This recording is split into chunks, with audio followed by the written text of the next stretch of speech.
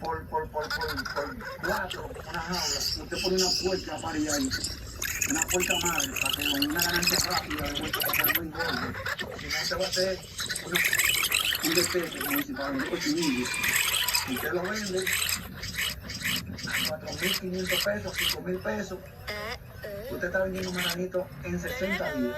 Pero algo también que yo escuché a otra persona que brega con eso, que es trabajoso porque hay que quitarle los colmillos, me parece.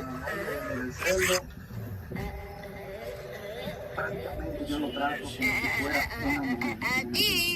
¿Cómo así? Explíqueme eso. Bueno, yo anoto la fecha de cuando cogió barraco, pasó barraco. El barraco es El macho, pues, barraco. La puerta parió, hizo el despete. Sí. Nos dio 3 meses, 3 semanas, 3 días. 30 y 15 son 45. Y 3 semanas, 3 días. 30 y 15 son 45.